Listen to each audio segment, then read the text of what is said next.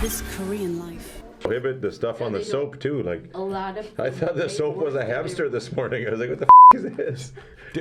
Like, There's no. I was gonna tell the guy yesterday or the day before. I was like, can you put a sign up that just says "Have a common courtesy. Wash the soap when you're done." No. You don't rub the soap directly on your. You put the soap on your hands and then you rub your in your. You don't just take the bar and just scrub. The next dude's got to do it. Well, this guy's gonna use it. I'm rubbing it on my face to shave my face, and I get It flying all over. shouldn't look like a row of hamsters on the windowsill there. Do you get? Do the females have the? Do you guys have like that slop? Do you guys have like that slop bucket of like melted soap and pubic hair? Is that in your sauna? So we have like this big bucket where they take like all the half-used soaps and they put it in and they melt it. But it's like I always say it's like the English Christmas tradition of pass the parcel. Pass the parcel. Like I give you the gift. You unwrap one layer of wrapping paper, and there's like a pencil. But this is what's happening with the soap. Only it's not pencils. It's the pubes. ones near. She lives right by me. She lives like in Marine City near me. Yeah. They're nice saunas. They're nice Mogo saunas. There's that hotel one, and the one in. I don't like nice ones. I like the old greasy ones. I like where the traditional. I guess you like that alpha. Where the traditional guys are. Listen, if I can't spit my fucking toothpaste foam all over the floor, I ain't going. That's your. I don't need to see Louis Vuitton stamped on the soap or something, fucking, just for an extra $20. Okay, let's go. I got to deliver a picnic lunch here. One time I've been to the sauna and there's three women, like just in the drama. Like, have you ever guys seen the like Sky Kessler or some kind of Korean drama? No. Like classic old money Korean grandma. They're running their house up. Three people comes in with their robe in the sauna. Nobody's naked. They're all naked. They're wearing their, And these three women come in like princess. and they're like okay. sit and they're like, so how was your son? Okay. Like, who the hell are you? Yeah, very like. Interesting. And she's like talking. You should tie your hair. There's a hair capsule. Okay. Everyone loves unsolicited advice, eh? Yeah. One quick one. I sat down with I told Nate the other day, I sat down with a middle school kid. One of my students, his English is pretty good. He sits down, he's like, yo, man, so convincingly, he's like, Ronaldo shot Botox into his dick. And I was like, what? He goes, man, so convincing. He goes, he got scrotox. I'm like, what? I'm like, what is that? He goes, in his nuts. He put the Botox in his nuts, and he keeps yelling like scrotox, like it's like scrotox is like this well-known defined word of it's everyone a Gen knows. Z word. Huh? Yeah, scrotox, bro. I was like, man, I don't think that happened. Ronaldo's like the richest. Did you see the scandal in the Olympics? No, With the ski jumpers? What did they do? I forgot about this. What? They were injecting shit into their cocks. Like not Botox, but something else, some other supplement. Scrotox. No, that's Botox for the scrotum. That's the idea. Yeah. What the fuck? Really? I mean, I'm not surprised. Because when they would go to get their suits fitted, if they could blow it up, whatever, an extra X amount of size, it would cover this much more surface area. And they said even 1 square centimeter of fabric in the suit could equal like 3.2 meters longer in their jump. Okay. In the least. So if that guy could get whatever, 50 mLs injected into there, get his suit fitted, and then go and get it taken out, or I don't know what the hell they did, but they busted these guys 2 or 3 days before the Olympics because they couldn't figure out how these two basic guys were getting an extra 4, 5, 6 meters on their jumps when all year in the World Cup standings they've been in 6th place and now they're in 1st for the practice rounds or whatever. Yeah. So they found out these guys are juicing their dicks. Hammer throw. And so they said, how can we inspect this? Like, this isn't steroids. Are you going to squeeze at it? How are we going to check this? Anyways, this was the biggest scandal for the first week of the Olympics. There was ski jumpers that would enlarge their johnnies to get more coverage on the suit. That's incredible. That's incredible. Okay, let's go. We can tell crazy stories all day, but. Anyways, scrotox. That's going to be the new sponsor of this this Korean life. Anyways, welcome back. Yujin, welcome to the podcast. Sorry to start off in such a crude way, but we'll give you a proper introduction here. Welcome back to another episode of This Korean Life, number 139, featuring Yujin Lee, surfboarder extraordinaire and free diver. Yes? I'm sorry. Is there a difference between free diving and scuba diving? Yeah, basically for free diving, no tank, like no oxygen. Oh, that's like what I thought. tank, Yeah. like, for scuba diving, you go with a lot of expensive and weighted equipment Yeah. for diving. Oh, yeah. Okay. I knew the scuba diving part, but the free diving, what's Just hold the one breath and go in. Jump in and That's go. it. swimming? Well, they wear lots of them Yeah. wear weighted belts, don't they? Yeah, to get down with the faster. belt, Okay, just okay. hold the I got you, breath and Go dive. Otherwise, it's hard to go down. deep or just swim. I got you. Oh, yeah. Because when you're holding your breath, you're floating, Yeah, right? right. And lots of times they go down with ropes, don't they? Yeah. Right. Yep. That's like said what to we get 'em down. What we were just talking about when you go down for that world record. Yeah, you're they on need that. one Yeah, breath. yeah. What would it? Do you know what the number is? 140. I just read this book about it, but I meters. can't remember. It's Maybe. constantly changing because there's Yeah, guys Yeah. out doing, injecting things into their bodies to Yeah. increase their ability to go deeper into the ocean. No pun intended. They're going deeper all around. These guys. Anyways, yeah, that's incredible. How did you get into that? I guess living in Marine City is probably Oh yeah. a big influence. My family, I would say my father, he used to scuba dive a lot. So I think I think that naturally influenced me to get into the diving. Yeah. Yeah. Cool, man. Now, how long have you been doing it? I think. Scuba diving is for like around 5 years. And free diving, I just started like last year. I got licensed. Did you learn to swim at a young age? Yes. How old? Maybe when I was young, when I always go to the pool with my father and we were swimming, and I learned swim from the early age. Oh, okay. Yeah. So like elementary school. Yeah, elementary school. Yeah. Very. Couple things here. Cool. Says the man's deepest free dive is 253 meters. 2012, Herbert Nitsch, Austria. Yeah. Wow. Suffered severe decompression sickness at the bends. Underwent years of rehabilitation. Holy, Why? is that worth 200 meters? 253 meters Wow, Yeah. 200. for years of rehab after. That is The insane. deepest That's women's crazy. dive is 160 meters. Tanya Streeter, 2002. At the time, it was deeper than the men's deepest dive. Read me the trans numbers, Nate. The what? The trans numbers. Don't have them. Constant weight. Anyway, it looks like they have all different kinds of classifications. Yeah, there's different things because the depth and there's also the length of the dive and Yeah. the amount of time. How much weight you use to go down. Right, and right. Whatever. You're 21, Yeah, about to turning 22. and you started diving at 16. Yeah. How did you get started? Where did that take Busan? shape? My father's friend, he's an instructor. So basically, my father told him, "Oh yeah, he could teach you the scuba diving." So I started the scuba diving at the age, and now I dive. You're Okay. Sorry. It's a little bit funny in Korea, usually because a lot of the scuba diving takes place in swimming pools.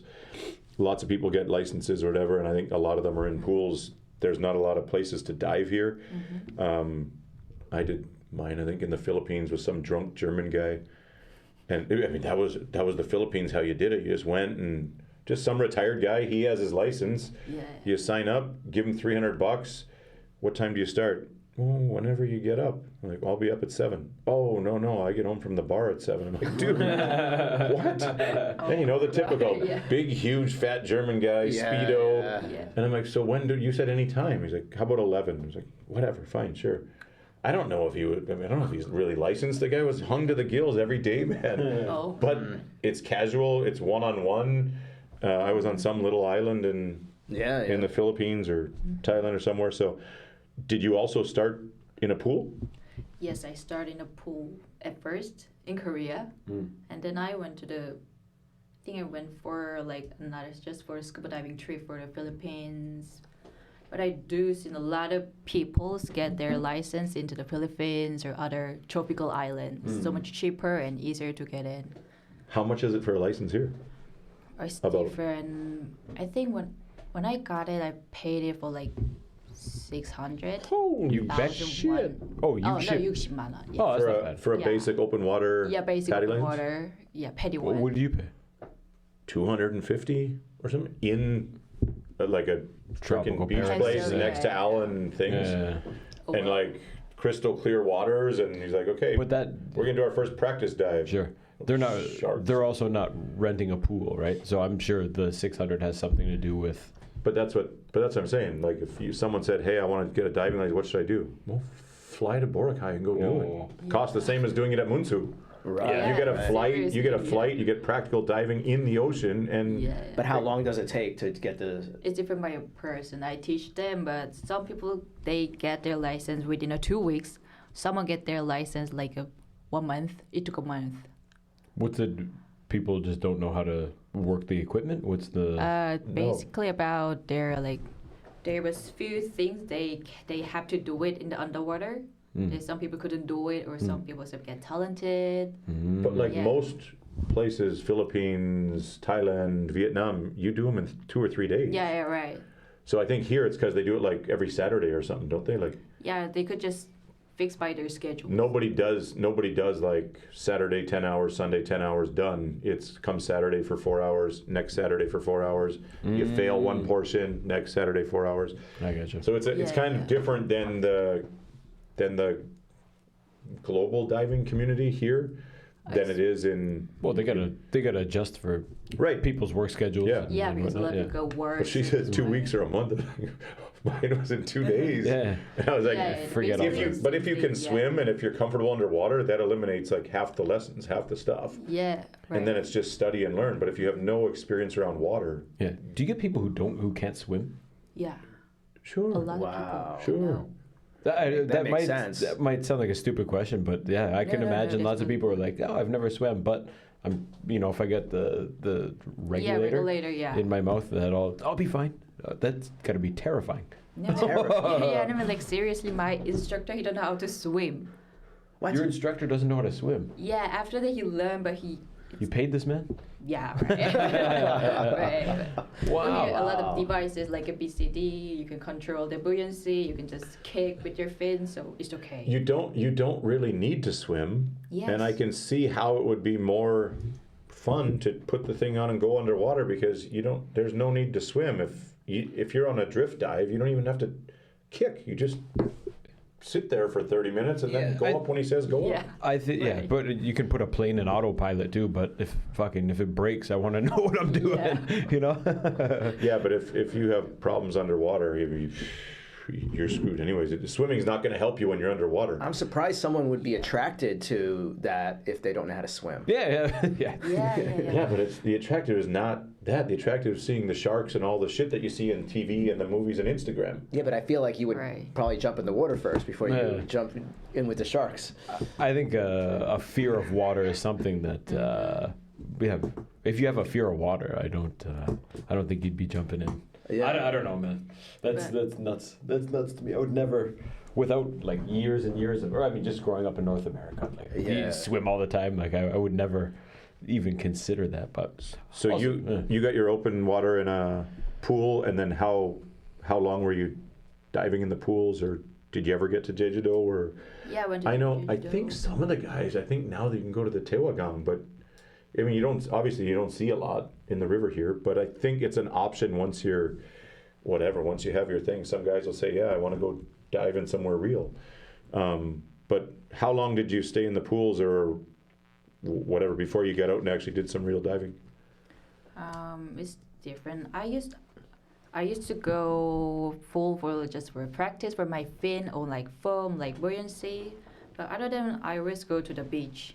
It's perfect. Or like a boat diving. Boat diving is the best because you don't have to carry the thing Yeah. to the work around the beach, the sandy thing. So boat diving in Busan or Boat diving, I go to the Puang. in Phuong? Yeah. Yeah, Puang has a lot of spot, and Yeah. Busan has one spot, but it's good for practice. very Yeah. cool. Practice means what? Go down, see nothing. It's really Stay safe. down, come Outside back it's up. really safe. There's no Yeah. big boat around there, and so we could just Where in go up. Busan is it? Like near Taejongdae. Ah, okay. Yeah, there's a The west Taejongdae. side. Yeah.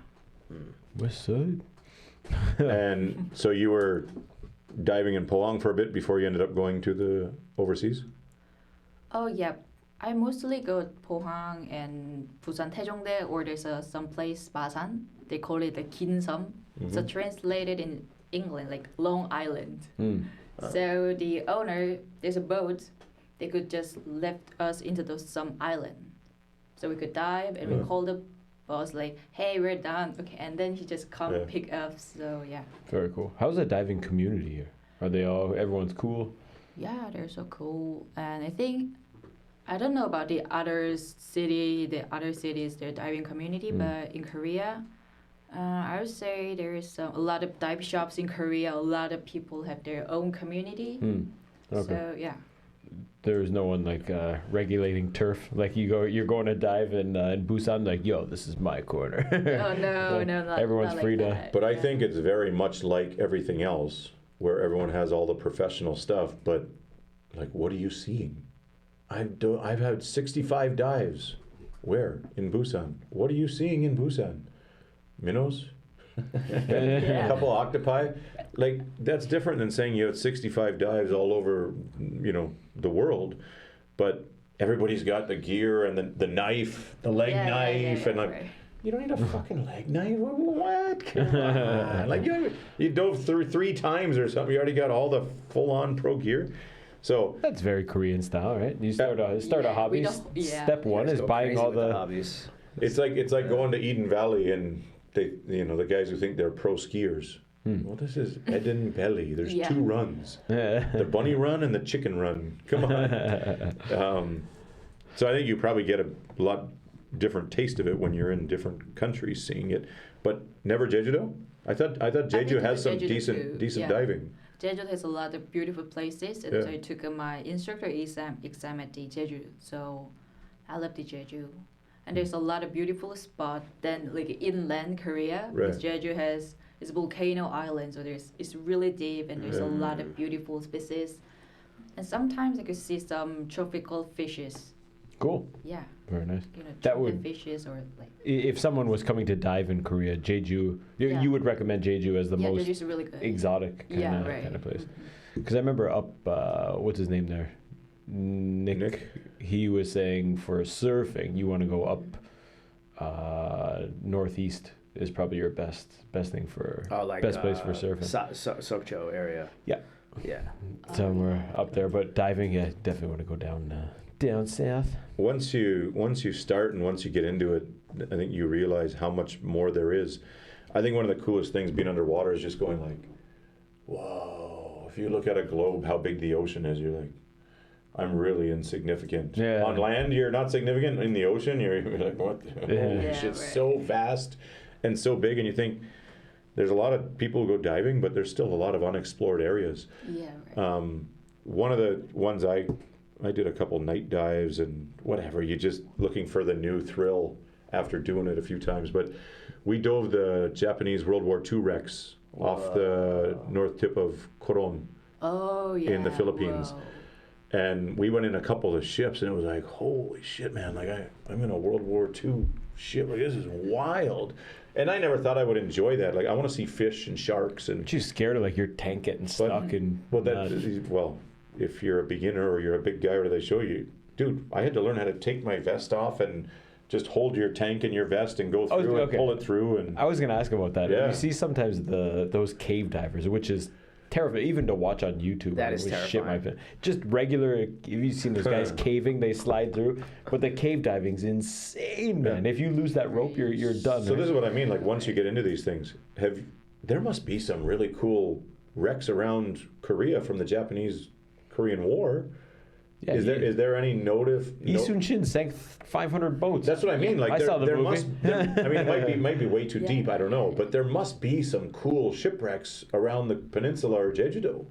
Yeah, right. Are you aware of any? Yeah, there's some wreck diving spots in Jeju and also near the east coast in Korea, but most of Korean, we don't go wreck diving in Korea.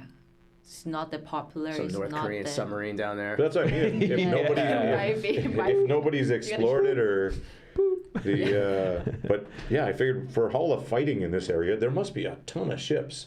Yeah. And those, or maybe the water is too murky or you can't see them anyways, but Those ones in the north of Philippines. up by Coron there. Holy shit, man! They were really, really, really cool and so well preserved. Like it looks like they got sunk last week.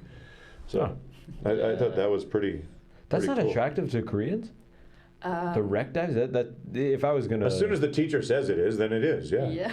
Okay, guys, wreck diving's cool now. Okay, let's go. That's the new 2-year waiting list. Yeah, that's Wow. cool. But I think because in Korea there's a south and there's a currency makes us a lot of shifting things. A lot of ships are they destroyed or change it a lot. Yeah. I think that's why. Well, that's how they sank them all, right? That was the current. And if the toilet bowl. If your average diver doesn't swim, I probably wouldn't be bringing him. Yeah. I probably wouldn't be bringing him into any wrecks. Like I mean, you have to be a little bit confident in what the hell you're doing to be doing that stuff. So Yeah. Is it hard to take the? Well, when I was just thinking about the interview, I was like, is it hard if you did get stuck in something? Is it like a one push button, everything flies No, off? so we You gotta call, untie a quick knot, release like, things. Jesus. So 1, 1, 2, and it's Okay, and it goes up. Yeah. Yeah, they got it figured out now. It's not 1950, Yeah. or I don't know how long people have been diving for, but Yeah. Right.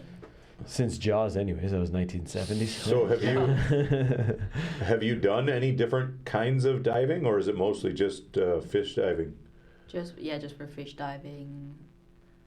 But yeah, that's mostly what people do. And also, I wanted to learn like side mount diving. So Side mount diving. Side mount diving. So basically, when you do scuba diving, your tank is like a total. The tank is on your the back, but the side mount diving is they're gonna do with 2 tanks. With one in your body, so like you could just make a really cool streamline, and a lot of Smaller tanks. no too the small. same tank. That Like seems 2 like of it them would be. instead. Yeah, so 2 of them just. I've seen 2 on the back, but you're saying 2 on the sides? Yeah, 2 on the side. Do you, Two not things, not a under double- your arm. You mean like, kind of not directly down your back, maybe a little to the side. Yeah, Okay. yeah. I imagined it like under your. Yeah, right. Under your just arms like like this? Yeah. How do you? No, swim? they would just put it on your back. Yeah. The 2, a little bit different. Yeah, Angle, okay, changing okay. angles. Yeah, Cool. Like down the lats probably. Why do you want to do that? looks cool. That's Cool. I was gonna say like, Yeah, that looks so cool. Doing it for the gram. well, just turn your Yeah. tank sideways. That'll look cool too. Upside Yeah. down, maybe. Helicopter. Yeah. Yeah. What? I think it's a really cool hobby to get into. Yeah. What's made you decide to become an instructor? Is that just that you found your passion? You're like, yo, I gotta No. be in the water. Yeah, Phil, when I took, my father told me like, you just for the fun, you could just get like advanced. That's it. You can just go over trip and get a fun. But I feel like, oh no, I want to be an instructor. And my father, he told me like, oh, instructor is hard, but he told my instructor like, do you think she's gifted? Yes, I think so. Show me the money, Dad. Yeah. Everybody's Yeah. gifted. Just show me the money. So he's paying all my thing. He's paying my all. Your dad? Yeah. Oh, he's that's paying awesome. everything. Because he said you're gifted? Yeah, kind of thing. That's 10. I think I'll decide if my daughters are gifted or not. Yeah. Your dad was like special forces in Korea. Yeah, kind of UDT. Yeah. UDT. Yeah, UDT is kind of a Navy SEAL in Korean version. Oh, cool. So Navy SEAL, they came to the Korea. I think after the World War II, so they came to the Korea and make some special force like Korean thing. So, yeah. They train the Koreans to do the same as the Navy SEALs. Yeah, kind of thing. Very cool. I don't know if the Navy SEALs would agree that they're equivalent, Wow. but Yeah, it's not that, but they, kind of teacher, mother and baby. So Korean Yeah. is a baby and there's Yeah. that's what they call them, the baby SEAls. Yeah. Baby SEAL. Yeah. Can you tell us about so you got your basic open water, and then you have to get your advanced open water, and then, Yeah, and then can you rescue. take us through the steps and how many dives, where you did all your dives, how many hours you need, etc.? Okay, of course. And first we start with the open water dive, and then advanced, and then we go to the rescue diver. Mm-hmm. Rescue dive. Yeah, rescue diver is for like recreational thing, and the next one is dive master. Right. So you could enter like a professional level, dive master, and then you could, while dive master, you could just start it AI like instructor course. Yeah. We call it IDC. the instructor course, and then you get an AI, assistant instructor. Uh-huh.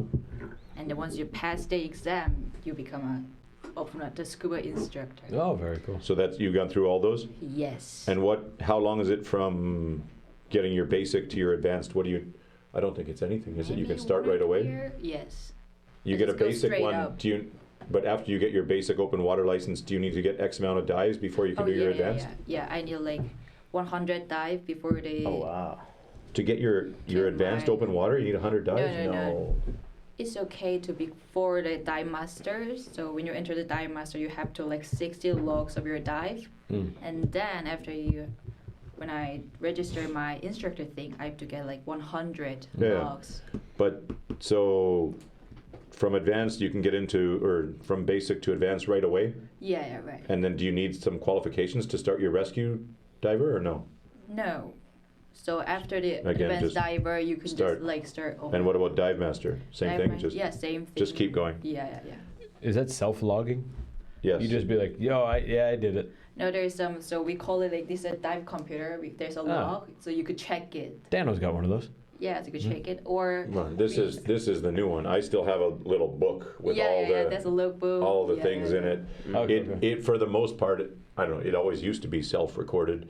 You could have a guy sign off on it or whatever, but you have to put down what kind of species of fish you saw and identify them and go through all this stuff. So you're logging it on your watch here. So logging in it could compare with my phone, so I could just make it into the log. Yeah, it's pretty cool. Easy. Yeah. IDC and then your thing. So you need to have 100 dives, that's right? Yes. So in the Philippines and in Thailand, I spent a lot of time there and I dove a ton there. Guys would show up there, just vagabond hippies showing up, and they're like, why don't you go diving? Like, I don't know, what, diving? Okay, sure. How much is it? $20 a dive or something. Okay, let's go. We'll do 3. Get your license, whatever. Go do 3 dives. Well, why don't you do your advanced open water? Okay. And all you do, I don't know, it's probably not like it's in Korea, but when you're on those islands, it's drink till frickin' 2, 3, 4 a.m. And then it's get up in the morning, go diving. They dive 3 times a day. Because as soon as they get that taste you can be a dive master in 3 weeks. Well, shit, I'll be a dive. Mom, I'm going to be a dive master. Yeah. I was a loser yesterday, and now I'm going to be a dive master. Yeah. And also, they think they can stay there and work there and make money and have life there. Because I'm diving, and you're from Chile, and you're from Mexico, and you're from Romania, and I'm like, this is fucking awesome. And we just drink and smoke dope and go diving in the morning. And then you're like, hey, I don't even have to do this. I'm paying for my advanced here. So that means I have to do like the next 40 or 50 dives here. And I paid for that. And I just go whenever I want. There's no rules or anything. I'm qualified to be on my own. You're leading a group. I just go with you. What constitutes a dive though? Is that like it's 1 hour underwater, 10 minutes? Like depends how deep your face in. Yeah. Some of them are 15 minutes. Some are 45. But a normal person is probably 30, 20 to 35 maybe, depending how deep. How do you know when it's done? You just like, oh, I'm done now. Like there's a gauge. No, I don't mean that the air tank. Well, it depends I mean how far down you go, because you have to come back up and equalize for 5 or 10 minutes, so your lungs don't. There's a safety stop and things. So this one show you. I thought it was like a. How long does the tank last? It's Like for beginner Koreans in Boracay, 2.5 minutes. Yeah.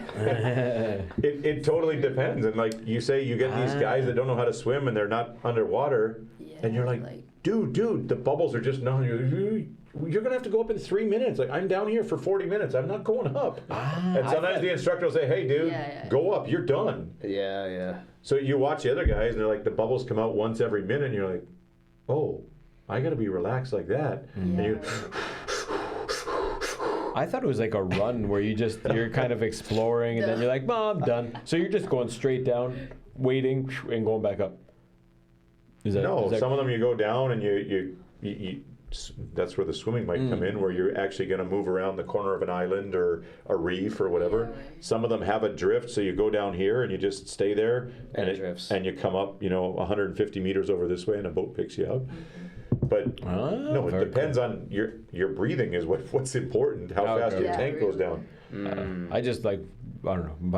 inputs only from movies where people are going down exploring, like spearing fish and shit. But I've been that guy when you're down with like guys who've dove 100, 200 times, and you're in some panic mode for some reason or whatever, and you're like, shit, we got to go back up, guys, and they're all pissed. And come on, we could stay 15 more minutes. Who's this asshole who doesn't know how to dive? Yeah. Anyways, these guys would go through, and it was just drink, smoke, party, sex, drugs. It was the life. Koh Phi Phi, Koh Tao, Koh Phangan, every one of those places, and all the islands in the Philippines as well. And then they say like, well, if you get 100 dives, then you'll be leading the dives, and I'm like, this guy's been drunk for 80% of his dives. I don't want this guy taking me. I think it's legitimate. Like, I was out drinking with this guy, and I'm not responsible for these. The Japanese are usually fine. The Koreans scare the shit out of me, and the Chinese, because they're not comfortable underwater. Have there been any deaths? Like, have you heard of, like, are there people dying every couple of... I almost did. You almost died? Yeah, in Thailand. Oh, wow. We were down for 35 minutes at 30, 40 meters, which is a decent dive. Whoa. And we came up for a safety stop, and we were 2 minutes into a safety stop, and my air was getting down, and he said, you know, the instructor usually has an extra tank, so he said, take my respirator and just because in case your gauge is off a little bit or whatever, I don't want you getting stuck. And so I took the last huff out of mine, took his, tested it, it works. And then I got one breath, and that was it. And then I was...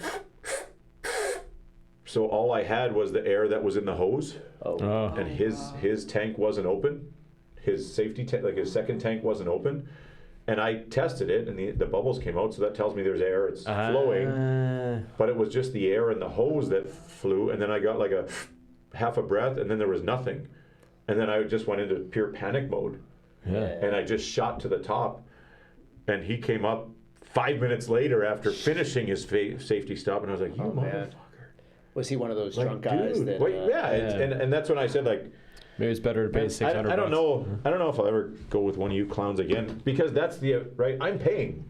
You got a responsibility. I'm the customer paying. I expect you to have the expertise and to check your equipment. That's and the difference between the Temu 250 and the 600, buddy. But I think in Thailand and Philippines that shit happens all the time. Yeah. All the time. Yeah. Yeah, seriously. So last time I went to the Philippines with my student.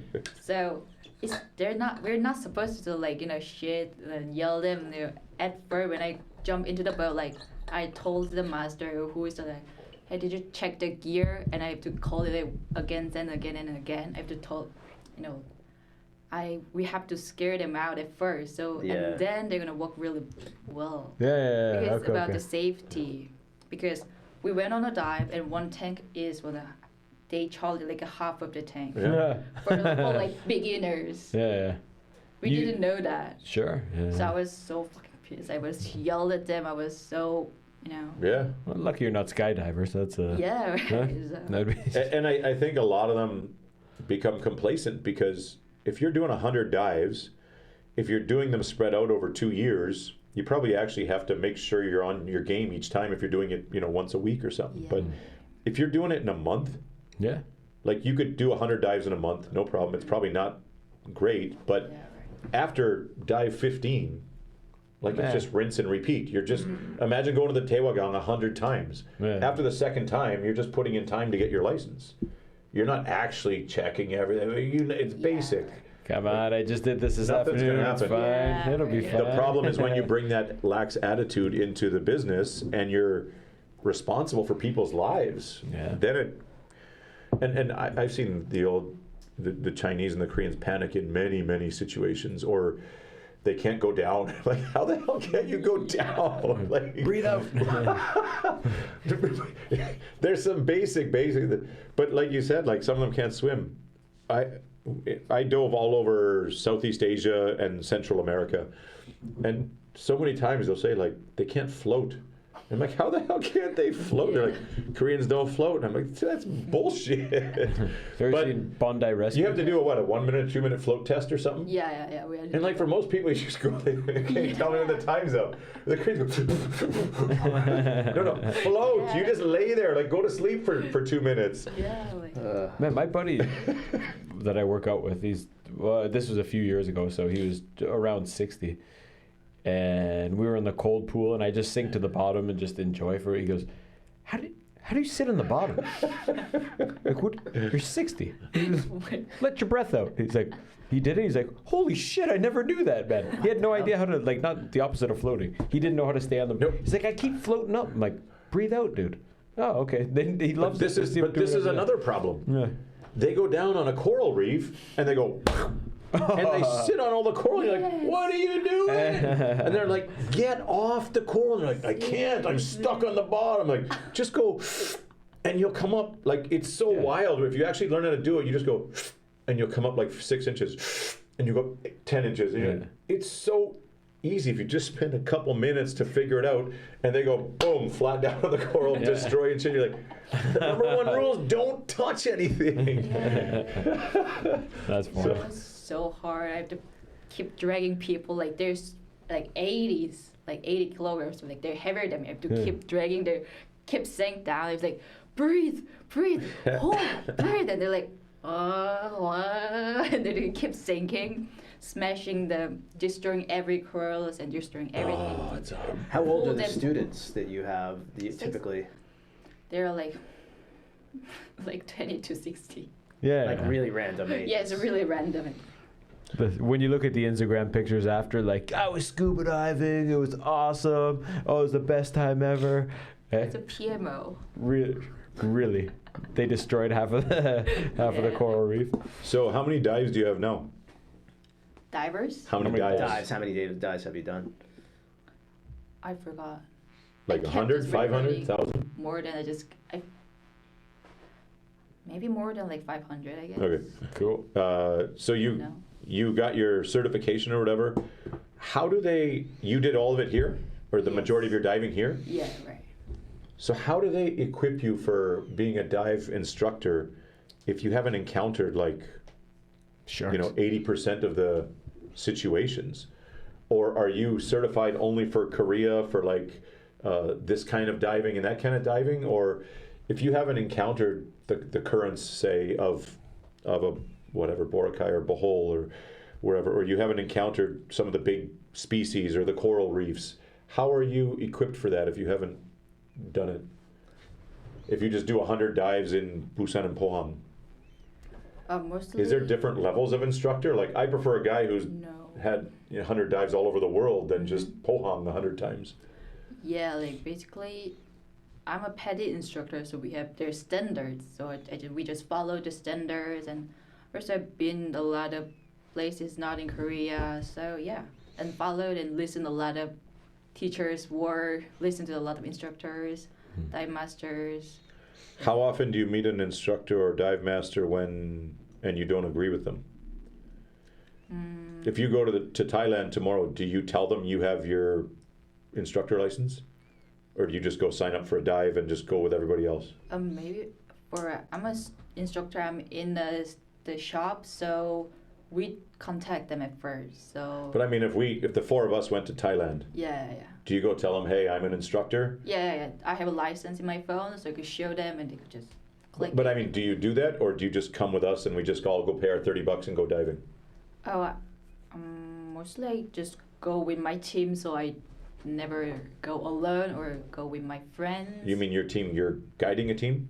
Yeah, my instructor team with my dive shop. That's what I mean. So if you go with your friends, do you, and you're in wherever, Vietnam. She's saying they contact them before. Yo, we're coming. We're a dive team. We're right. coming. She'll give them a heads up that they're coming. Maybe they set up a special program or something for you. So you don't go with any other instructors anymore? Yes. Like nobody's guiding you or leading you?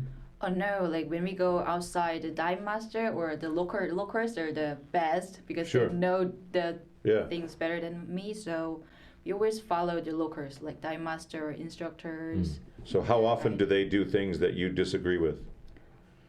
No, I mostly follow them because I don't know nothing about the area. The areas keep changing.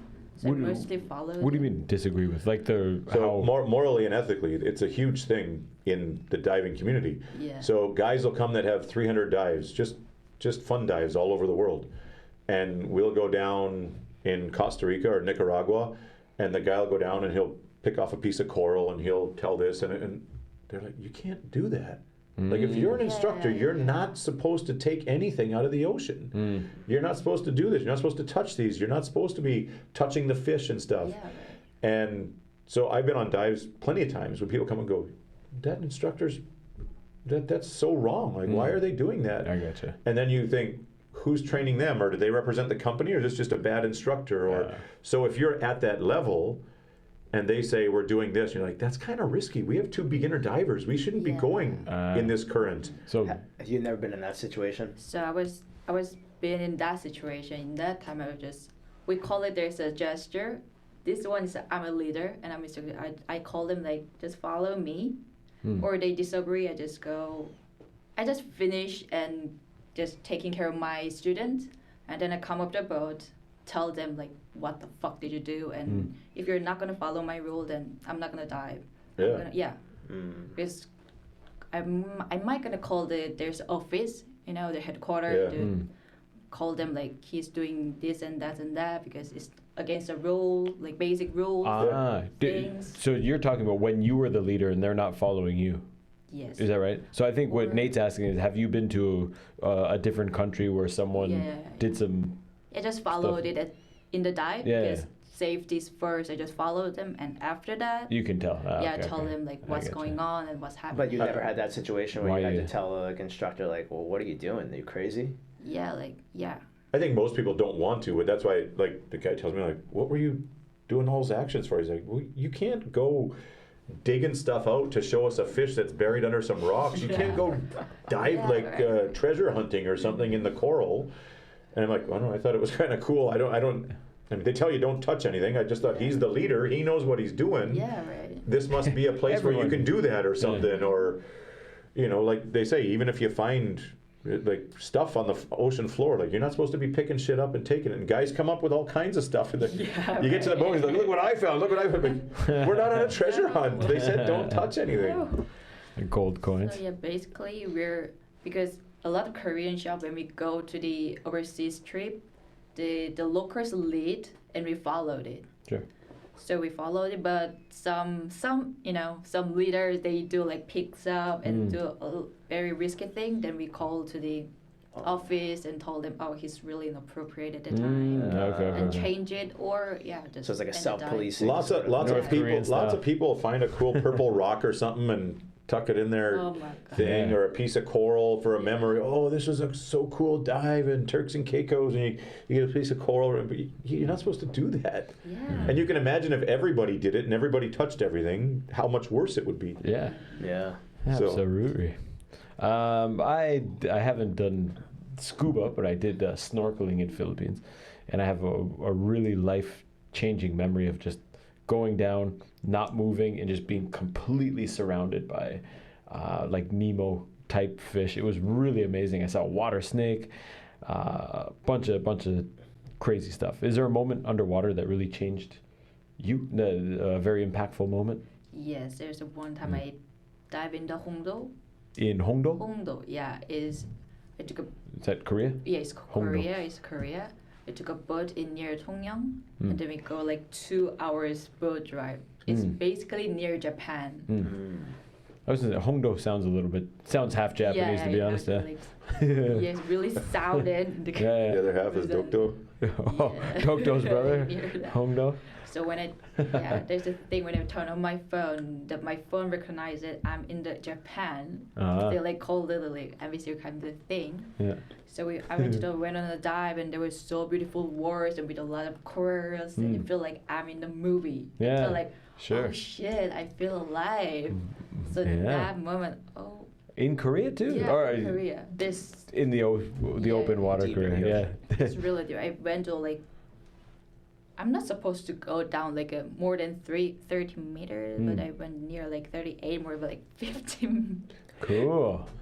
14, Very neat. That's another one of the moral and ethics thing is the depth.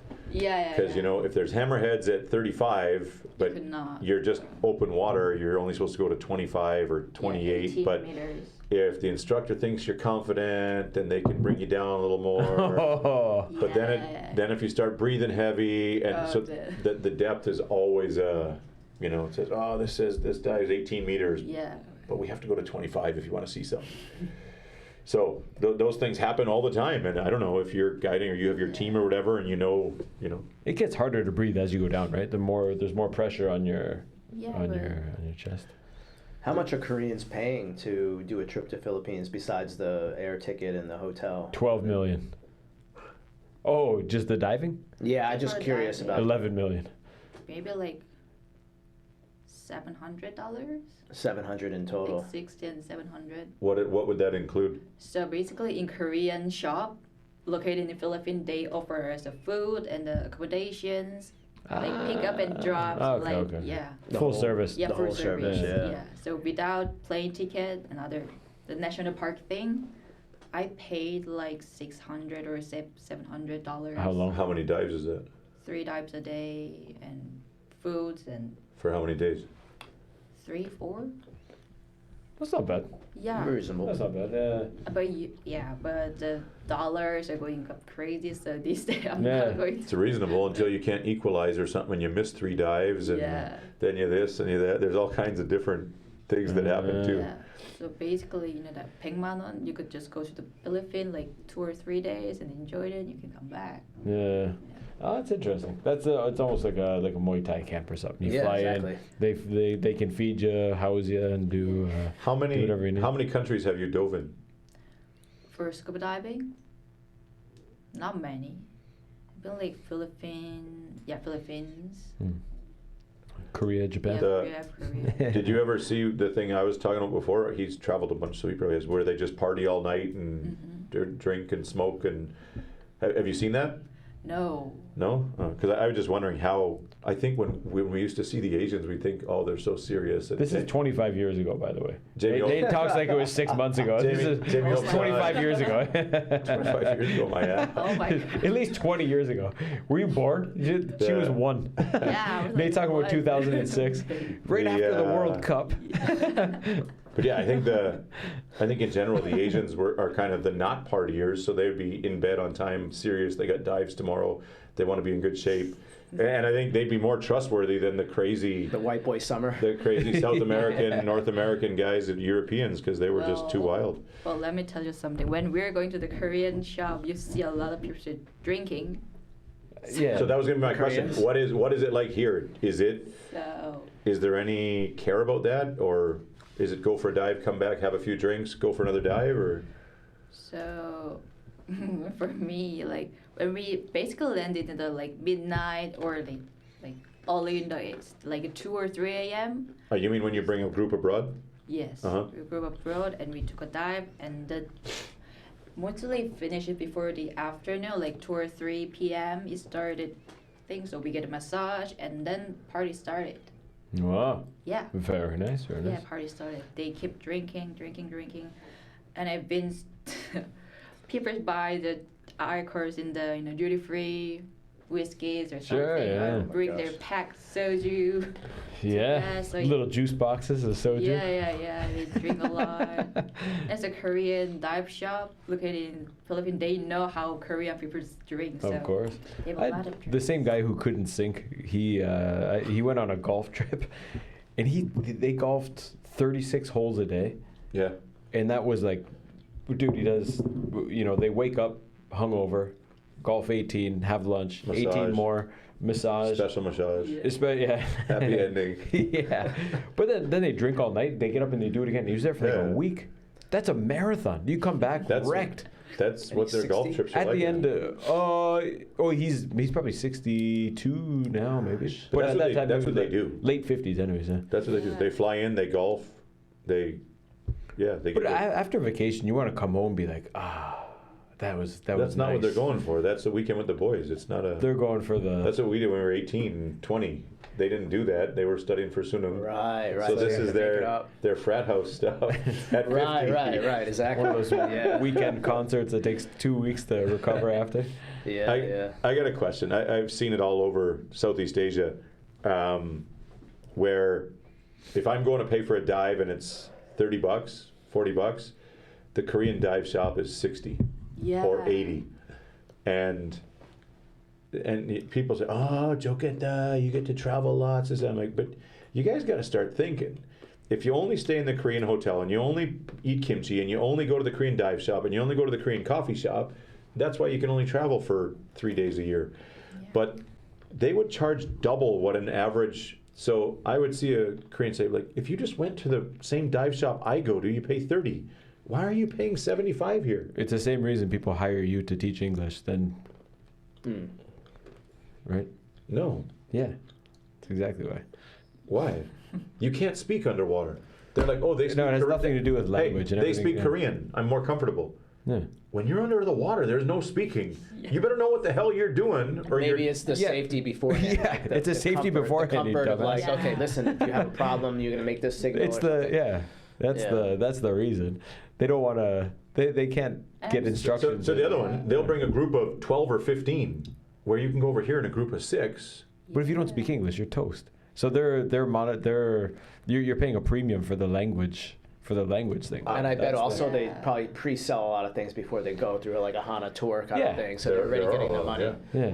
They're getting the money beforehand. And I think specifically of Boracay and how fast it changed from like no Koreans to all of a sudden tons of Koreans, and then the dive shops came and they just marched them down like soldiers, like 50 people. I'm like, where are you guys going? You're going to just see your friends and no fish. Efficiency, That's funny. What do you think about that part of it? For me, I speak Korean and English both, so I prefer a lot of shop. But in our dive shop, a lot of their instructor they don't know how to speak English and the culture thing, and also, when we think about the people going on a dive overseas, they're pretty much older people, has money, so they want comfortable. They want Korean food, not exotic. Yeah. They don't want to shit in their wetsuit, but eat some curry. Even the fact that they want wetsuits when the water is 28 degrees. Yeah, we go in like board shorts and a t-shirt, and these guys are all like, "We're not going in the Arctic. It's bath water. What do you need that for?" In case I get scratched. Where? Oh yeah, you're gonna sink on the coral again. Seriously. So I was the only one who wear like a swimsuit, like a shorty. They're all like covering up, like. Do you need a hood? So you're gonna fucking hard, it's we're not gonna. Not to mention, it takes an hour to put on and an hour to take off. Meters, yeah. That's the sun, like, bro, just buoyancy. It's also they don't want to get tan, so they gotta protect the skin from the sun rays. After the dive, I just tan under the boat, but a lot of people just wrap it and. Why are you doing? What are you doing? Your skins are gonna tan, like. It's also why. Why there's a ghost? Yeah. Do you want to become a ghost? What? How much money can you make as an instructor doing this kind of work? Nothing. It's a passion. Okay, so hold on. That's why you're coupling this with psychology. Yeah. Correct. Can you give us a little? Tell me about the nothing. I want to. You get to dive for free? Is that it, or? No. Or you can't say, or? I would say it's hard to earn money as an instructor, because there's a lot of things I have to pay, like insurance. Insurance is it's crazy, going up and up and up. Yeah, if I was the insurance company insuring people who can't swim to go scuba diving, my premiums would be fucking through the roof too. Insurance is hold on. Any Strait of Hormuz. Insurance policy there. Any business model that ensures you can't make money would fail. I mean, the obvious thing would be to charge the customers more. It's a lifestyle, no? Yeah, but the diving guy or the surfing guys. But how many industries survive when no one's making money? Somebody's making money. They're just young. Somebody's making money who run the program, but I'm just an instructor. I'm not owner. Like, if you own some shop, dive shop, then you could earn money. But as an instructor, it's not that She's 21. big money. You know, Break guys, even. Yeah. Break even kind of thing. Yeah, right. Yeah. So when you go to a trip in Southeast Asia, when you bring a group, your shop owner says, hey, Yujin, we got a group of 7. They want to go to whatever, Danao. You just, okay, sure. And your trip is paid for? Oh, it's different. It's different by some programs or the thing. Or like mostly our shop, they do not pay me for a trip. So I pay the trip. If I pay for the dive and a lot of airplanes.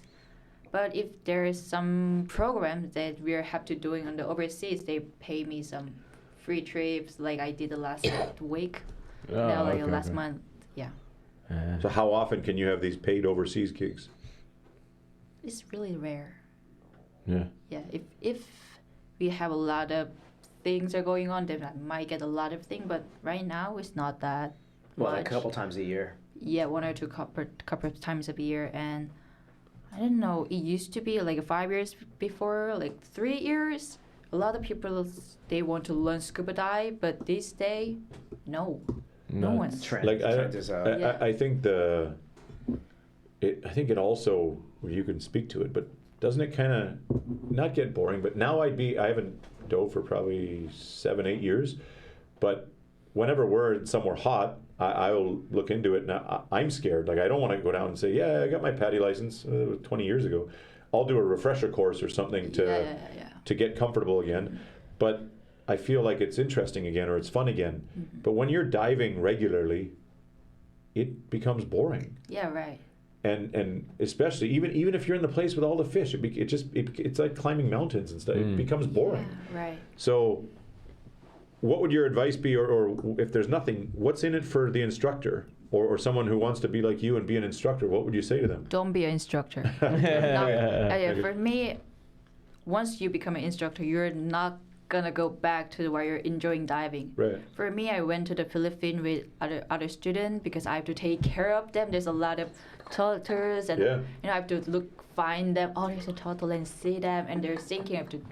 My eyes are for the student, not for the enjoying myself. So, it's for me. It's just kind of when I go to the scuba diving with other instructors, I could enjoy, but there's one student in it. I could not enjoy it. Yeah. I have to take care of them like naturally, even though they're not It's like my a parent. students. Yeah. It's like a parent. So wants what their would kid keep to- you in it now, or are you in the process of getting out of being an instructor? Or just having fun. And I usually go dive with my co-workers and my other instructors. So yeah. Like I think a lot of those guys in Southeast Asia that do it, it's a lifestyle, and they do it for like 10 years, and they do this, and then they go to the Bahamas, and they do dives there, so it's new, but that's only good for 3 months because the season. Then they go to Australia for the diving season there, and they do that for 10 years, and then that becomes boring, and then they get into a career doing something else. But would you ever think of another thing related to it? Underwater welding, wasn't he doing it? Yeah. Nikki, Yeah. underwater welding. My wife's best friend's husband is an underwater videographer in Jeju, and all of the government aqua video stuff from Jeju, promoting the fish and aquamarine life and stuff. He's the videographer for all of that, and he's worked with National Geographic and BBC, and he's a expert photographer under the water. Would you ever consider going in a different direction? Yeah, I was thinking about to become a photographer, like underwater photographer, but once I realized the camera is so expensive, oh shit, there's put 2 and 3 more zeros in that regular camera, so I was like, oh no. You know what? A GoPro and a I only YouTube have channel might be the way to go. And also I need more, So I seen a lot of people are buying their cameras, and after that, they just selling it. After all that, they just sell it. That's and when you could not enjoy the dive properly when you're taking a picture. So. I thought about buying it like years ago. I mean, when we were younger and everyone would travel, and there were some big photographers here. And it's attractive when you see a friend with a huge camera. But I had that thought early, like, can I really enjoy going to this place, or am I always going to be concerned with taking the picture, getting the picture? Oh, I missed this picture. But if you listen these days, a lot of the not future like advice YouTubers, I guess you could say generally, they say if you want to be successful going forward, if you draw like the Venn diagram and you have two different skills, you know, the intersection of those skills, you can't just do one thing, you got to have two. I think it looks like you are on that path, mixing two maybe things that aren't usually mixed, scuba diving and psychology. Yeah, right. Very good. So we're going to go to the bottom. What is it? There's a blue ocean. The idea of something that's, you know, like a red ocean is like where, a good analogy. Ocean. Yeah. It's like a red ocean is like a hagwon, where everyone has a hagwon. English Okay, hagwon, yeah. so there's like so many of them. Gotcha. But if you're doing something a little different, Yep. Let's say you're doing an English hagwon that does like weightlifting or something that's like different, and then you're like a niche. A blue ocean. Yeah. So Gotcha. maybe it sounds like what you're doing is sort of a blue ocean. Mm-hmm. You're at the intersection of psychology and ocean life, I guess, and diving. Can you explain a little bit like the vision, what or maybe where the idea came from and what you plan on doing? Yeah, so basically my interest in psychology was started from like elementary school, like 6th grade, like 13, I guess. Mm-hmm. I was interested, but I realized after, just learning psychology is boring and I'm not an academic person. And I started diving. I felt good, basically, I feel good. I feel healed in the underwater. Even the free diving, it's good.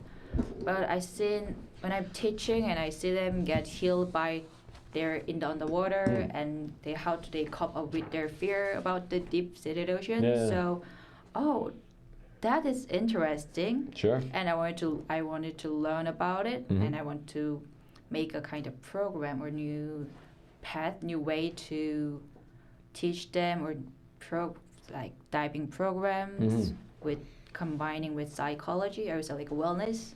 Yeah. So how I understand it, the people looking to overcome their fear, or maybe someone who is stressed or has anxiety, not necessarily related to water, but maybe generally in life, would come to to you as like a therapy. Is that that's the idea? Very cool. I think along the lines of Wim Hof there's just something cool about being under the water, or the cold plunge thing where you can just block out everything and he said that's what healed him from his wife and all the situations he was through and going crazy in his mind. I think there's something being under the water, and like I said, when you get down to 30 meters and realize like you're like a piece of dust in the ocean. Yeah, man. And there's something just peaceful, and I mean some people panic or whatever, but if you get past that part, there's something very peaceful about just being there, like you're weightless, it's like floating in space. Yeah, it's so cool. Well, I got deep into this years ago when I was studying all the different breath work. And there's this academic guy, I think he was in New Mexico, and he had this theory about like anxiety. And he thought it was deeper than the amygdala. The amygdala is part of the brain that like gets triggered by some stressful thing, and people who have the conservative generalized anxiety, they have very reactive amygdalas. So there were these twins in Germany, and they were born with like a defected amygdala. Like their amygdala didn't work, so you could put them in the most dangerous neighborhood, they just wouldn't feel any fear. And then what he did it's like the guy who climbed Taipei 101. Maybe like that guy, yeah. And so they took these twins to the Mexico lab, and he had them inhale CO2. Yeah. And for the first time, the twins, they felt like fear of death. Like they were just like, and what it is there's like a deeper than the amygdala. There's these like chemoreceptors in the neck that are very sensitive to CO2.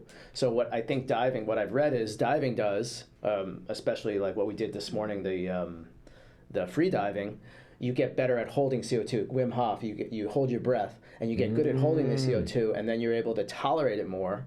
And then when you do that, you are better at dealing with general anxiety. And a lot of people that have anxiety problems, it's just the way they breathe. Right. They breathe too fast. And that actually fixes the anxiety in a lot of people. Huh. I like the box breathing or whatever. There's all kinds of ways. But if you feel like you've got any kind of anxiety or your heart picking up or anything, just do a few box breaths, and then you go, wow. What's a box breath? Whatever, 8 seconds in, hold it 8 seconds, 8 seconds out. Hold it at the bottom. Seconds, yeah. Oh yeah, I've 4, 4, 4, 8, 8, 8, whatever. I do that in the sauna. I do too. But just to regulate your breathing, and then it regulates your heart rate, and then it just, you're fine. Yeah, just don't think about But I Chuck think Norris. that's what the Navy SEALs do, don't they? That's what they teach them. Do that. They do that. Like for, when someone's got a gun performance pointing breathing. at your head, you just do your box breathing and just hang out. You'll be cool. Really? I mean, any of those crazy situations, that's what they teach them. Yeah. Yeah, so I've heard stories of people that got into freediving and they had like a lot of anxiety, and then after doing freediving, they're just gone. It's gone. Their personality changes. Yeah. Very cool. Last week or the week before, I was just holding my breath there in the cold tub, and I thought I fell asleep. I was like, "Am I still here? Am I still here, or am I doing this? Am I underwater? What the hell's going on?" And I came up and I was like, "How long was I down there?" Yeah. But You said you held your breath for 3 minutes, dude. That's impressive. You get to a couple places and you're like, should I stop? Do I need to stop? I feel like I just stay here for 10 minutes. I don't know. Well, you got to be careful with the shallow water blackout. There was this guy. He wrote the book The Art of Learning. Josh Waitskin. He was chess champion, jiu-jitsu champion, and now he does the not the surfing, but the surfing above the water. That hydroplane. Yeah. He's like, he lives in Costa Rica. This guy's like one of those like geniuses, and he was doing Wim Hof in his pool, and he woke up and he almost died. Like he just like someone, I think his housekeeper saw him and like pulled him out of the water or something like that. Jesus. When you're in the cold, you don't, if no one's watching you. Well, so shallow water. I usually do my fingers or whatever, so that if someone's looking, they don't think I don't want some majesty coming over and going, "Hey, wiggle me in." Yeah. So I'm holding the side, and I usually keep a finger up or one of the one of them move it so that people don't. I don't want you coming and investigating what I'm doing or something. Right. So I try to. Don't chim you when you're in. But I say that one time I was like, holy shit! How long was I down there? What was going on? I try and time them, but sometimes you got to be careful, track. or it's a tricky one because I want to do that too, but I'm just scared if I'm like I don't want to be the guy like pulled out of the Mogyotan. A couple years ago, a guy had a heart attack at ours and died, man.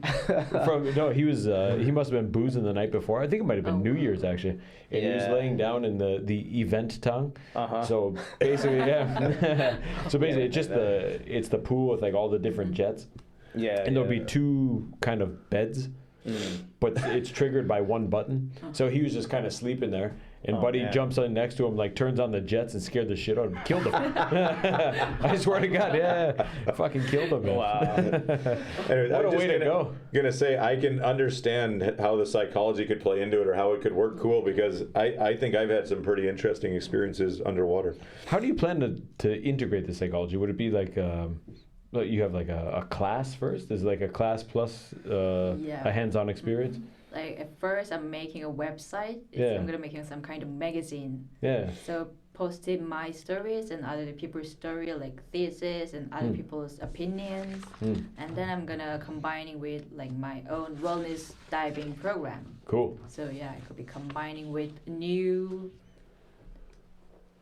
program. I like it. And you're gonna call it OLA? Yeah, OLA. Is that Ola? Like Ola, yes. Ola. And so in Spanish, you call it wave. I don't know if it's a wave or the ocean. In Spanish, it's like Ola. Very cool. Yeah, and you're planning to go to California. Yeah, right. So, I think, in my opinion, write a couple research papers about this, and then you can, take that and then wrap that into your business and have that academic credibility. Right. For what you're doing. Goals. You're going to what was the name of the Pepperdine? Yeah, Pepperdine. Pepperdine. What attracted you to that? I did a very quick search about it. It says it has it's an 800-acre campus. Yeah. Jesus, that's Like Ulsan College is Yeah. 27 Pyong. What we got? What? How did you go about choosing that? Does that have? Does that have connection to diving? Is it like a Oh no. psychology place? At first, the Pepperdine do a lot of practicum thing. No, okay. Just not like UCLA or USC. There's so much on like class and research focus. Yeah.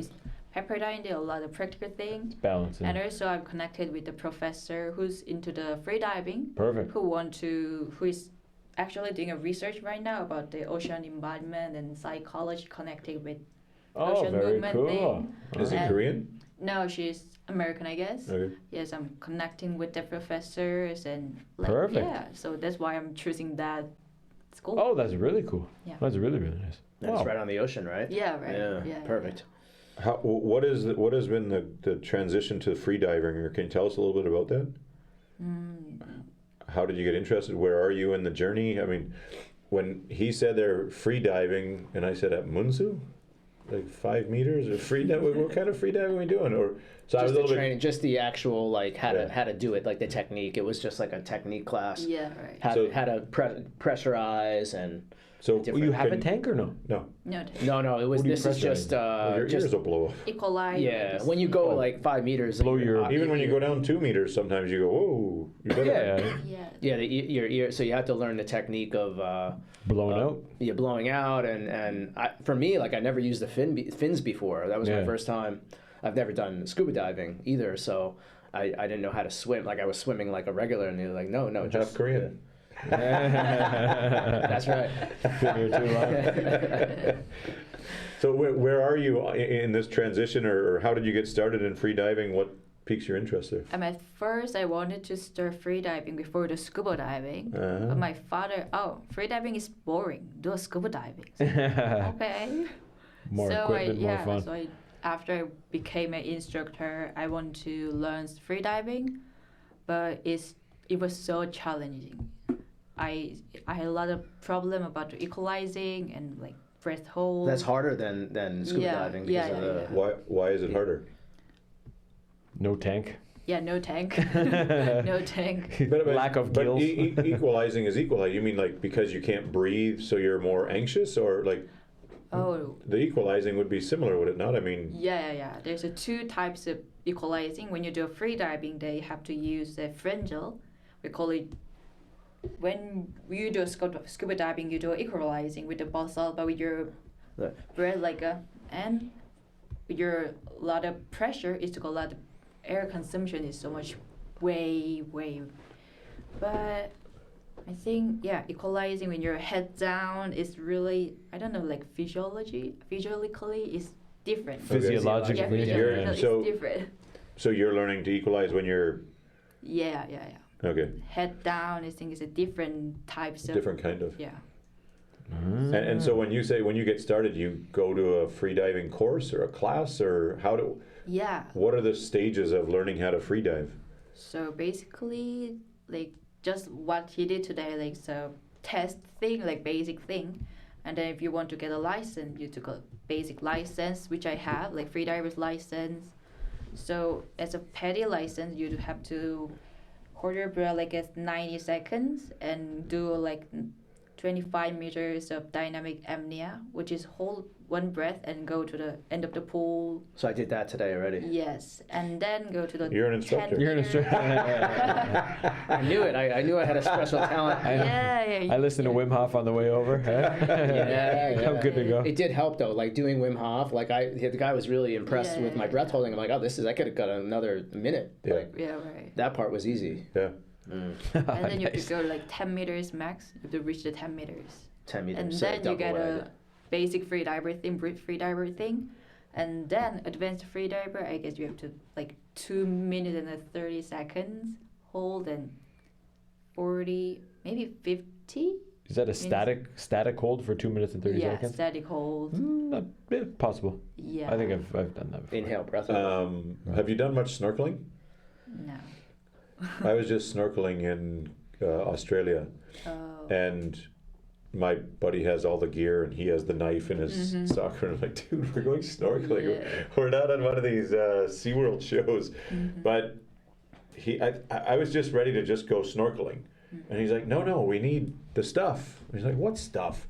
The fins, this. I'm like, dude, have you ever been to like Thailand or Philippines? You just get in there and go check it out, man. Like when we were, anyways, he brings out weight belts for us and fins, and I'm like, wow, what the hell kind of snorkeling are we doing? Anyways, I was just wondering, like, if I'm 2 meters, around 2 meters, 5 meters is not that far. It was 15 feet. So I said, like, how deep do you go down? I mean, if we're just snorkeling along the coast there of the Gold Coast. And he said, oh, we'll go down, whatever, 8-10 meters. And I said, okay, whatever, and let's go. So, but that's not that hard. I mean, I haven't been down in ages. Put on my flippers, put on a weight belt, equalize a few times, and you're down there checking out fish at 10, 11 meters. So is that hard when you learn to do that? Is that difficult or? Yeah, because I've been scuba diving for a lot of times, so breathing the whole is really challenging for me. Yeah, that is, and also equalizing. I had some bad issues in my ears, I guess. That was what was hard for me today, was the equalizing. I did one time. I just sucked. I'm a little extra buoyant than the average person. My problem is always just getting down, like being able to get down fast enough so that you can enjoy something for 30, 40 seconds and come back up. But it was never the actual getting down. And like even Gina and Lena, them, like they're going down 2-3 meters, and I'm like, cool. So I was just wondering what's the next stage for you? How many meters or how deep, or when does it start getting serious? For me, freediving is not that serious for me. Like I'm just enjoying, and I don't want to become an instructor for a freediver because I want to be enjoying, not become an instructor and taking care of the other people. That's enough for scuba diving. Do they have any of those dive pillars or whatever in Korea?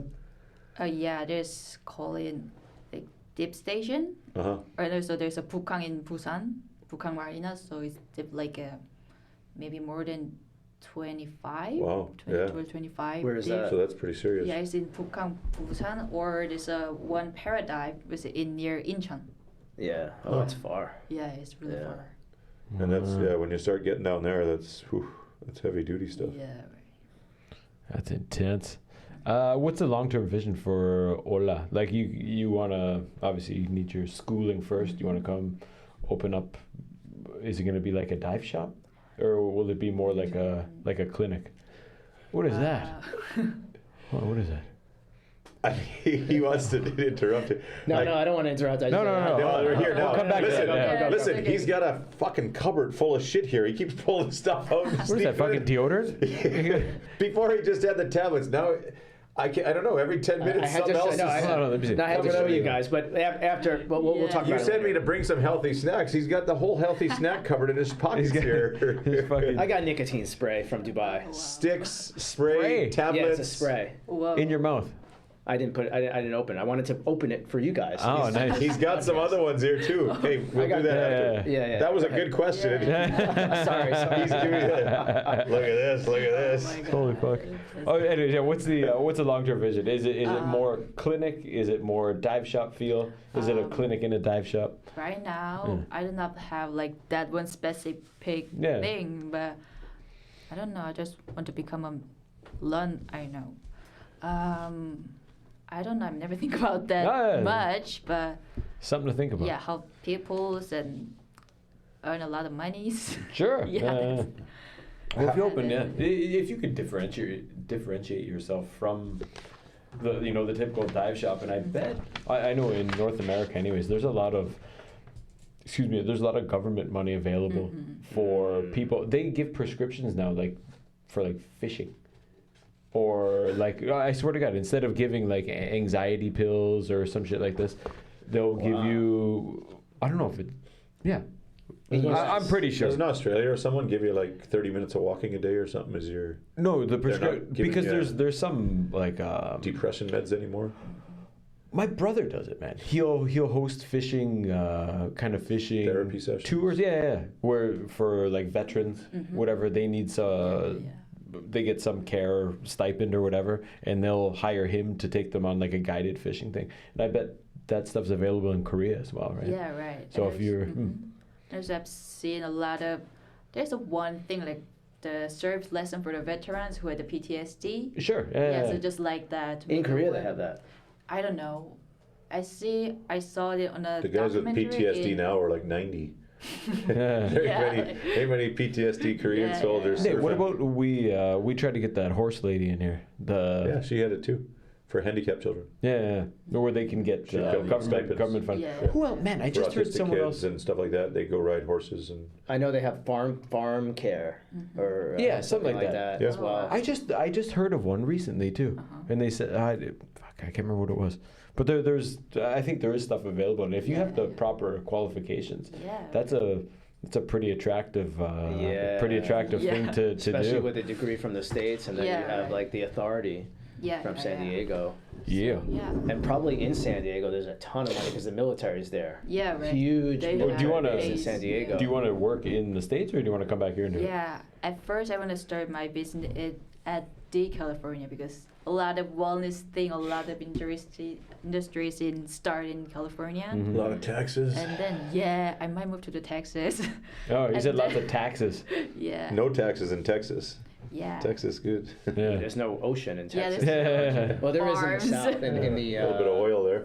oil. There's the Oil See dive. some Gulf. slicks. Oh no. Yeah, Gulf diving. You said that you're not so academic, Yeah. but is this Korean? Like you're going to do a master's? Yeah. Not academic guys in Canada are college into trades. It's a balanced program. But so my question was going to be, how are you approaching it? It sounds fun. It sounds great. Like couldn't be better. But I mean, a master's is still a master's, and they can be academically challenging. Yeah. Maybe not as much as UCLA or something, but I think, like Patty, there's a standard that you have to meet. Yeah. How do you? Is that like? If you're interested in it, it's not. Oh shit! I'll deal with that when I get there. It sounds pretty fun, or is that intimidating for you, or not really?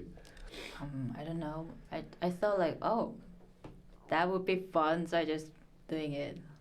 She likes diving. I like diving. That's a B plus. Yeah. Right. Okay, that would be plus one. Okay, That's how I would look. That's how I'd be looking at it. Yeah. I'll deal with the other stuff when I get there. Well, one thing I don't know if I mentioned to you guys when I sent you her bio is you were homeschooled. Yeah. So she had a different education than most Koreans in high school. Yeah. Right. So, and what I found is, because I kind of did the same thing when I was a student, even though I passed all my classes, I basically did a lot of self-education in university. I would have a lecture and I would just read my own books in the lecture. I didn't really did whatever I had to do. And I read hundreds of books. Nicotine delivery systems. Before nicotine, I wish I had nicotine back then. I would have been an even better student, you know? Oh my gosh. But when you have this like self-motivation, it's very sustainable. Like when you're interested in something, your curiosity doesn't go away and you can just keep going. 100%. But if you're following like a teacher saying, read this and do that, and you don't understand the why, or you have a better why, then it's hard to follow. So when you say you're not academic, maybe you just didn't like the way the teachers were teaching. Yeah, right. But when you're interested in something, you have a sustainable energy to do it. Yeah, so even though right now I don't know how to code about the engineering, I'm making a website. Yeah. By the AI. Throw a coder in the ocean, see what happens. Right.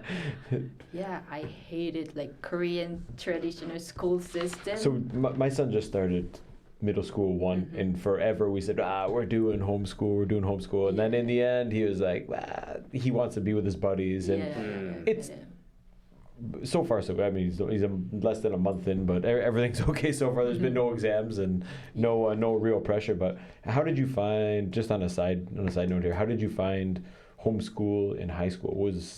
We found the difficulty might be connecting with friends or having a friends group. Was that difficult for you?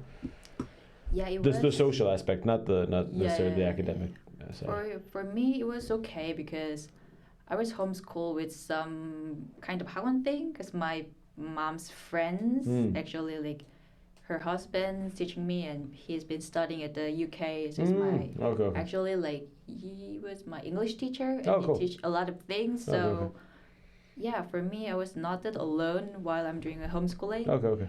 and I was still surrounded by a lot of people who's into the surfing in that Oh, community. cool. Okay, So okay. actually, I never felt that lonely, but sometimes I do miss it. Yeah. Hanging out with my peers, my friends. Yeah, But absolutely. yeah, but that's okay. I could cope with it. I learned how to do alone. Sure. Yeah. Were you by yourself, or did you have friends as well? Like, did you have a group of 4 or 5 students, or was it just you? It was for me at first. It was for me. It was just for me. I was only homeschooled, but after that, after like few years later, few people said come, but yeah. Cool. That was my biggest fear, and my wife's biggest fear is that you just eliminate the whole social aspect. And then we thought, like, when you send them to school, they take care of the education, which I'm not 100% on board with, but also the social aspect. And I didn't want to spend all my free time like. Not the education part is I don't care much about, but I didn't want to have to engineer his whole social life. I think the spontaneous, go hang out with your buddies, go do this and that is the best. But high school, I don't want to. With AI, it's total game changer. Yeah, but it's a social aspect that kills me. Well, but hopefully, I'll say like this, because so what happened was I met Yujin, what was it, like 3 years ago? Yeah, 3. Something like I think it was during COVID. Yeah, and I'm leaving the beach, and there's a girl on a bald guy. Yes. Oi. And Oh, you would have had hair then 3 years ago. I might have had a little more hair back then. I can't remember. You were doing that fake flop over there for your professor. Yes. Funding support. So this girl's on a skateboard, and she's like a butterfly flying, and she's got a surfboard in her hand, and she pulls up to the beach, and I'm like, who are you? Yeah. And then she tells me that I was surfing for like 9 years or something like that, and then whatnot, and then I never saw her, and then fast forward like 3 years. Skateboard surfer girl. She's in my class. So I'm one of our friends, Mary. She's this 80. I think I mentioned her before. Mary. She's an 81-year-old, about to turn 82 lady, and she's telling me how she met this girl that works in the cafe in Marine City, and you should meet her, and she's really entrepreneurial, da-da-da. So I'm like, yeah, bring her, right before I went to Dubai, and then the 3 of us are sitting, and I figured out, that's the same one I met like 3 years ago. Oh, cool. Yeah. And so me and Mary have been bringing Yujin to lots of like networking events with people like our age and people of all different ages in different countries, and she's like perfect. Like there's no issues socially. Very cool. And I compare that because I have students that are her age, and no way, they're not even close in their ability. Maybe like 1 out of like 100 are able to. Sure. So whatever they taught you, I think it's a cool surfer community. Yeah. It just makes you nice. I think so. It's a combination of things. So and this is something I will see about. So there's this traveling village. They're coming to Korea next month. They're coming to Busan. They got Airbnbs in Hyundai, and I haven't looked at it in detail, but it's it's 20 families, and they do 4 months traveling. They spend a month in each country. So this one is starting in Vietnam, or they went to Vietnam. Yeah. They're currently in Taiwan, and then they come to Korea next month. They're staying in Busan? Yes. And it's like, and they got Airbnbs, and one of my friends, she's setting up like a place for the parents to hang out and meet. And instead of doing the traditional education where they, in the school, they have a totally different philosophy. Like this guy wrote this book about it, and they are just like going to bring them to Korea, take them to the beach, teach them about the fish, and take them to the mountain and teach them about the mountain and the cities, and it's a really cool experience. So I'm going to probably get involved with them, and maybe they can join the podcast. I've looked into a lot of them since we've been talking about education with our kids, and there's so many cool world school whatever. Did I send you one?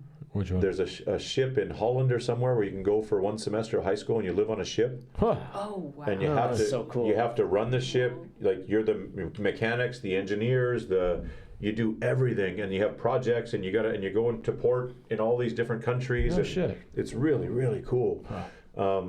But yeah, I think alternative education is. I would have thrived if I didn't have to sit in a fucking classroom for 12 years. It's unbelievable. And that plus AI. But these ones are, you need the money, you need the remote job for the parents that can do it. Right. There's so many cool families and exchanges and stuff you can go and do all over the world. But is everything set up beforehand? I don't know. I have to look into it. I just heard about it, and yeah. I'm sure it's like nice and 20, set up. And 20 families, you said? 20. Yeah, I'll find out more. I'll send you the link and maybe come meet them. Yeah. They're looking for stuff to do, so they're looking for a space right now for like all the families to hang out right in here. Hyundai. Huh? I don't think they want to come to. I love Ulsan, but I don't know if they want to come to Ulsan. Well, listen, the best thing to do anywhere on this coast is go to the Hyundai shipyard for a tour. You want to blow people's minds. That place will set it up. If you brought kids there, like anyone who's interested in any kind of construction, building. Don't go there. Go to the observatory. The observatory. They'll give you can have a perfect. Wow, that thing's listen. Like even Gina and Lena just go. It's just so massive. Like you think all these tankers that are stuck there, like these things, 30,000 containers. But you can't get into the shipyard anymore. Why they not? don't do tours, man. Sure they do. We did one with my sister's family. Yeah, hold on. You called a buddy who snuck you in the back of a truck. No, we went on the bus, on a full Greyhound bus. Only 8 of us on the whole Greyhound bus. We had the official tour.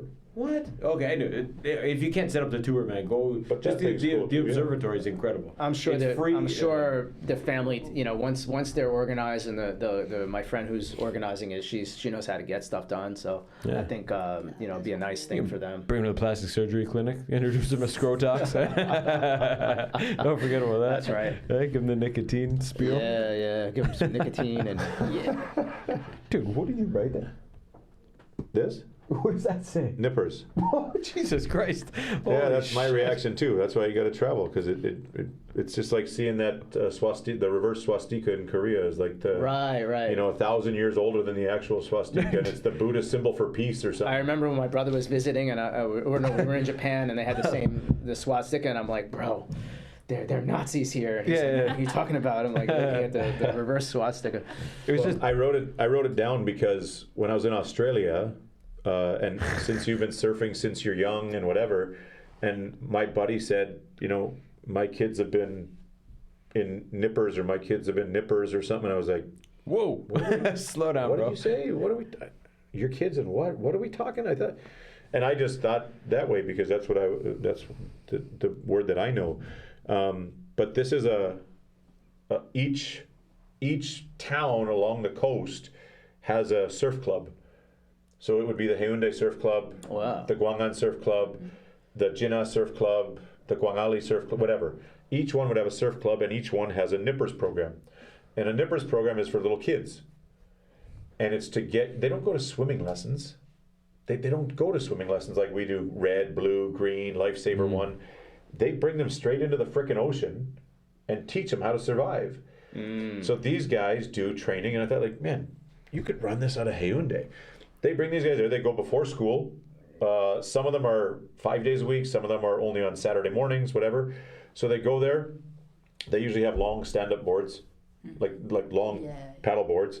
And so the ones that I watched 5 or 6 times, the guys would start, and they have to, the coach, dad, whoever he is, it's like soccer, Little League soccer at home.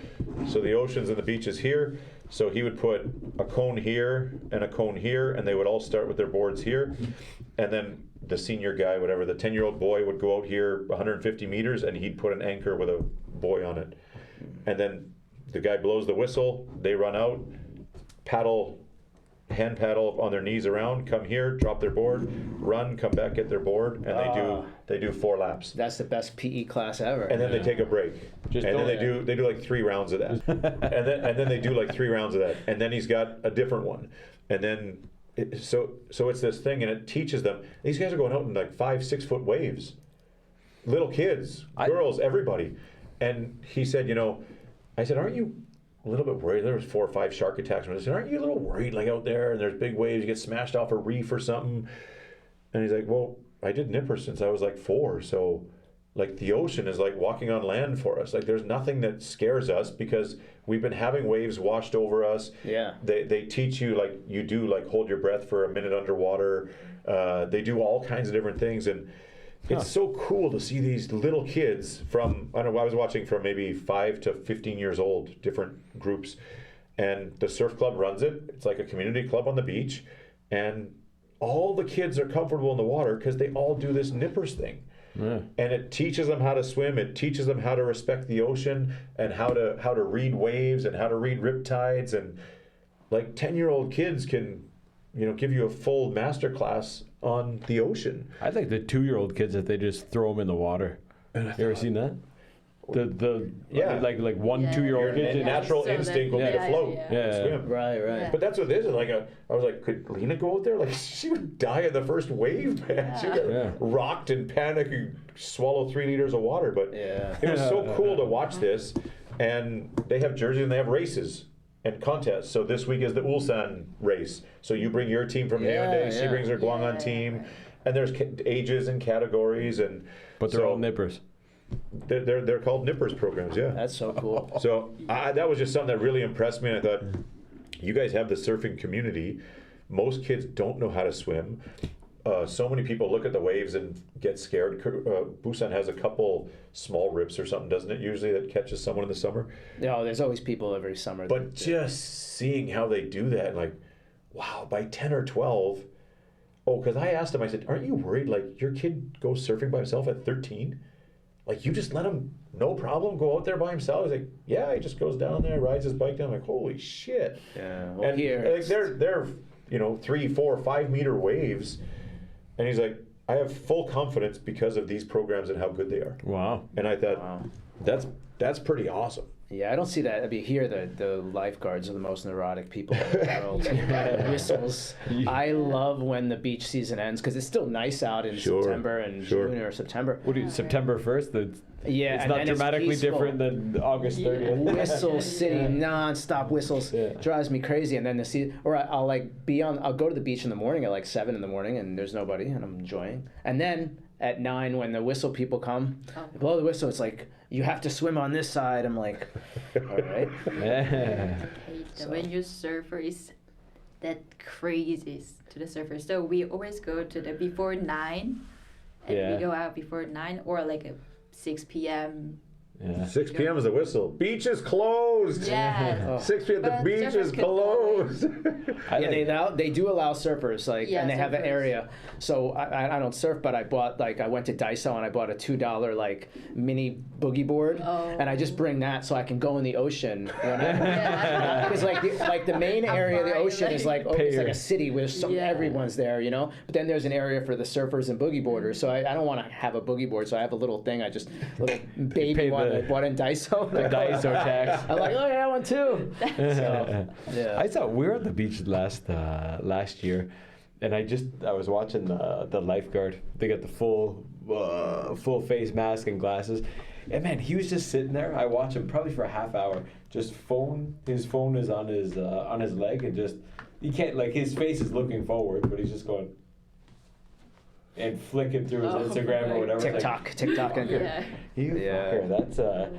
There's one job you shouldn't be dicking around on your phone, and that's being a lifeguard, man. I was visiting. It was the weirdest story. I was visiting my aunt in New York in her community, and it was so weird because I'm just enjoying my time in New York. Suddenly, this Korean guy walks in with 7 or 8. Korean kids. It must have been running a camp or I don't know what it was. And I'm hearing Korean and I'm like, what is going on? I'm in New York and I'm hearing and me and my cousin were hanging out and then suddenly this guy before that the guy's just taking a lot of pictures, typical touristy thing. And then suddenly this guy pulls this girl out of the swimming pool. She's blue. It was scary, and nobody knew what to do. The lifeguard was like crying because she wasn't really a lifeguard. She was just a lady, chick in a girl red with a suit. teenage girl with a high school job, and she's like, oh, I don't know what to do. So like my aunt's like, okay, call the ambulance, and the ambulance came. Like and the Koreans, they were just more. The guy was just like trying to get he had the glasses he's trying to get his Gucci glasses out of the pool, and we're just like, this is a Oh my disaster. Dead bitches This on is my a glasses. nightmare. Like, I mean, I don't know what happened to the The blue girl. yeah, the blue girl. Hopefully she's all right. I don't know what happened. Dabba-dee, but dabba-die. I went to think the she emer- died. I don't know, but it was like, you got to be like, people can't swim. So a lot of people can't swim here. So I feel Right. like that culture. Most of it is just the brain. That's why I thought like this nippers thing is so Shit. incredible. If they Korean if they should have been had a a nipper. subsidized program where you could where they did this or started it, I think it would catch on, or the trend would catch on, or especially in the ocean cities.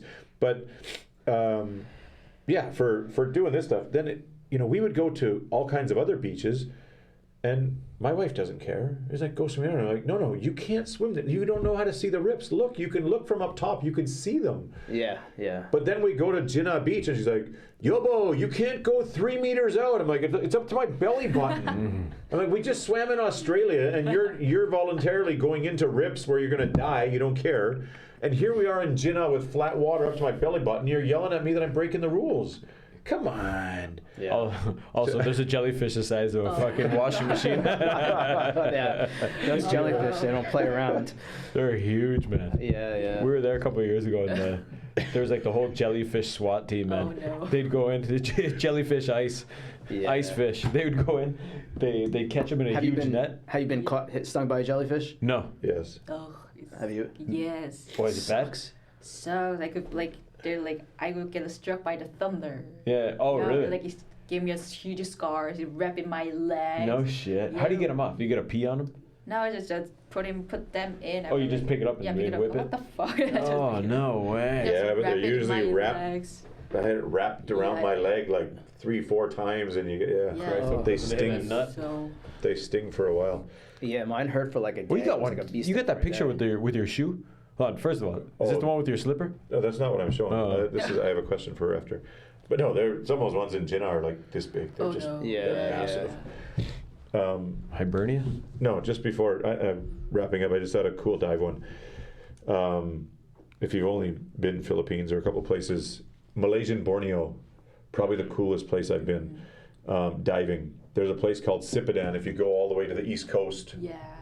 there's Kota Kinabalu, where now Koreans go like crazy. Yeah. But if you go out to the far side, there's a orangutan sanctuary, and then you can take boats from there to a place called Sipadan. Yeah, Do that's you know? really famous. Have you been there? Yeah, no. I've heard of it. Sipadan. So you take like a 2-hour speedboat, Yeah. and it has 4 200 horsepower motors. So you're going way the hell out there. And I didn't know. Everyone just said it's one of the best diving places in the world. So I thought, well, I'll go try. I didn't know that like you need reservations 6 months in advance or whatever. I was like, what the fuck? So. He's got a photo. So there's I think there's seven dive shops, and 4 of them are like full commercial, all Europeans booked years in advance. Wow. One is kind of like a backpackers one, but it's not, but it's kind of like a backpackers thing. And the other one is this oil rig. Whoa. And we stayed here. It's an abandoned oil rig or retired oil rig, and they turned it into like a hostel. Oh wow. That is So you can go out from here. They'll take you out to the 2 or 3 cool dive spots. But when you're not out diving and you're here, you can take that elevator down. You just get on, push the button, and the elevator brings you down 10 feet into the water. You step off, and you just dive. The pillars down there, Yeah. the 8 pillars of the dive platform, have all kinds of wildlife. And you can do so much really cool just diving right underneath the platform. Oh, that's And that was one of the coolest places I ever went. They might have to turn that back into an oil rig. So it's just an old, expired or retired oil rig, That and is cool. Oh, that's cool. What a cool. it had accommodations already, Yeah. so they turned it into like a hostel, and the guy Wow. bought it, Wow. and everything got to get shipped in, the meals and stuff. But really, really That's cool. And so they said if you hang out here for 2 or 3 days, you might be able to go, and usually someone cancels or the plane is late. I said, well, I'm not going to wait here 4 days just hoping there's nothing to do if it's not this. Anyways, I got lucky. I was on here for 2 nights, and I did the Bob's backpacker bungalow or something. And that one was same thing. Go out. I think we must have saw a few thousand turtles. It was like turtle orgy season. No. Everywhere you looked was turtles banging. Extra salt water. It was salt. great. I'd never seen something like it in my life. But the same thing we said about getting old or getting boring.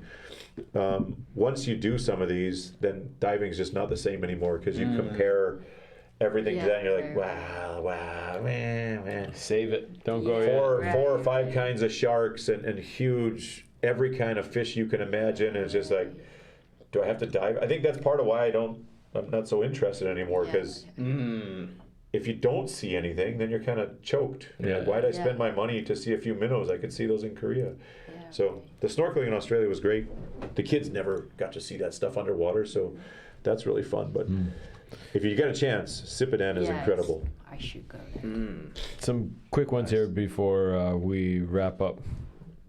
Yeah, I gotta bounce here. So do I. Your favorite ocean spot? For a diving, Yeah. I would say Moarboal, Okay. which is in Cebu, Philippines. Okay. That's my favorite. There's a lot of turtles in it. Cool. Yeah.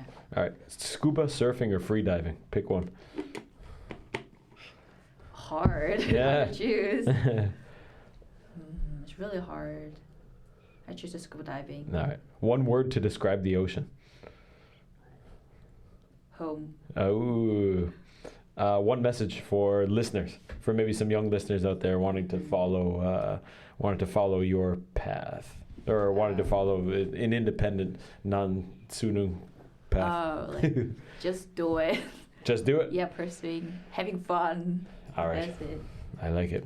Listen, you got a bright future ahead of you, Mrs. Lee. Thank you for coming and sharing your story. And I hope. When do you go to school? When are you going to Maybe Pepperdine? April? Oh, no, like August. August. August, Okay, actually. so August. September start. Yeah. Yeah. Well, listen. I hope when you're home from. Don't worry. I hope when you're back on vacation, you stop in again and give us an update. I'm really interested to follow your journey. Yeah. Awesome. Thank you Okay. for I think he coming. wants this on the air. Don't, I'm not. Hey, we're not closing. Yeah. This is I mean, PS. every time I go on this podcast, we talk about the nicotine. Sure. At least, Yeah. for And he a brought few the minutes. sticky deodorant. So in Dubai, I met Dave Asprey. I had a lunch with him. Yeah. And like a 2-hour lunch. Yeah. And at the end of the lunch, I actually asked him about the nicotine. He started talking about it, and Yeah. then the lunch ended. And then his 2 assistants came, Yeah. and they gave us this spray. This is nicotine spray. Let me get a snap of this one. Yeah. And it is the next level of nicotine, let me tell you. That's incredible. Yeah. It's instant, and it's 1 milligram. One for the spray is one. You cannot get it. Like I couldn't get it in the U.S. You can't get it in Korea, and in Dubai. So once he talked about it, I ordered as much. I ordered like $200 of it just because I can't get it anywhere else. And I took it home, and he said he bought like a suitcase of it. And now I don't know if maybe you can't. Who's going to go to Dubai and bring it back now? You can't really go to Dubai, but there's war going on. But it's pretty cool. It's nice, and it's like an interesting one because it's like a novel thing. Yeah. We were laughing yesterday. I took a picture of one of those Thailand sniffers. You ever see it? It's like like one of those. Yeah, do one of these. This is way better. So what you do is you spray it under the tongue. Yeah. And you hold it in your mouth for like 15, 20 seconds. Yeah. And then you immediately feel the effects. Nice. It's nice. You get like. What are the effects? But it give me 20 seconds. a nice. You tell me what the effects are. I know. I know the feeling of having a drag of a cigarette. It's. You're already on the double spray?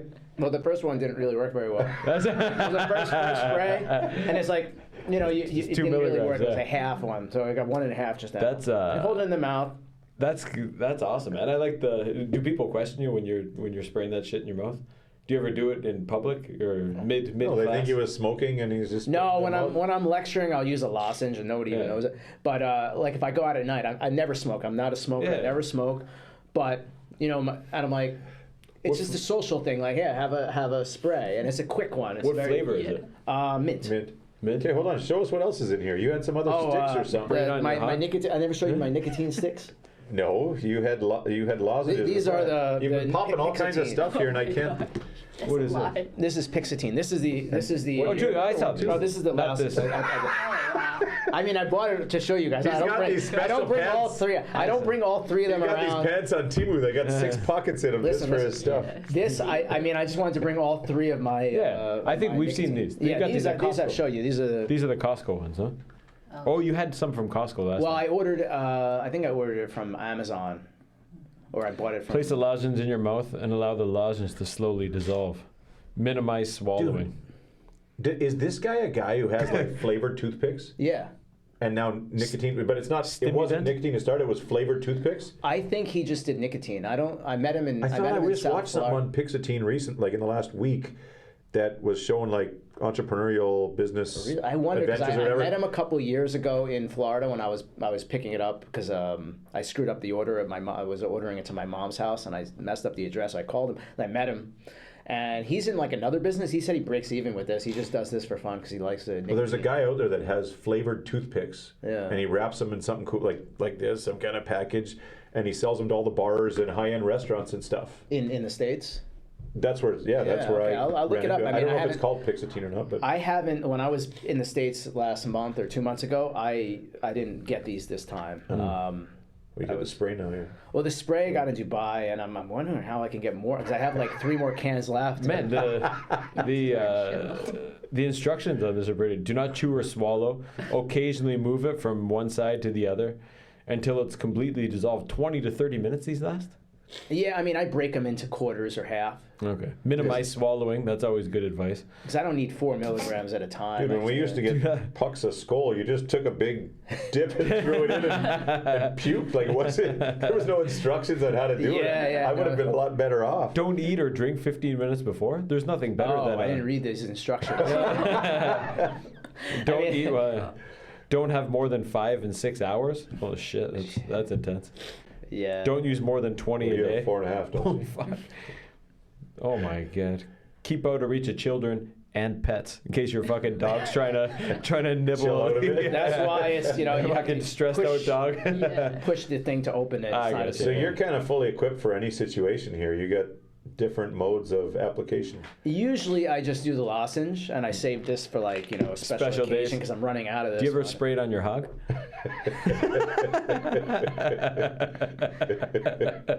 So yeah, I just wanted to bring this because I got this in Dubai, and the last time I went on the podcast was right before Dubai, so I wanted to show you guys the nicotine. She did well too. Anyone that's listening, she I forget her name.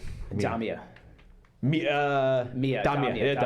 Mia. Her cacao Yeah, I is mean, Mia, look, like she took third out of the, there was 3 finalists. She took third. I mean, there was some high level competition. The lady that won was from second, no? no, third. Oh, she got place. third. Okay. But I mean, the lady that won, she was from Austria, and then the second place was from the States. Yeah. And she was third place. But I mean, we met like there was there were some high level people there. We met a guy who's opening up a wellness resort on a rainforest island in Malaysia. Wow. And he's like the advisor to a billionaire. And the guy Sounds like some other island stories we've been hearing in the news. The guy has been, the guy's father died, and he's got this island, and he wants to turn it into a wellness resort. So, who knows what opportunity my student has? She's going to graduate next semester. And Wow, very cool, man. yeah. So, a really amazing Good for her. experience. And this year, Thailand. So, if I get my student to win with a video, some really cool idea, we get to go to Phuket. Thailand and do the same thing again. So, hey, dude, Scrotox. I don't know about that idea. I'm telling you, wellness. we rebrand it,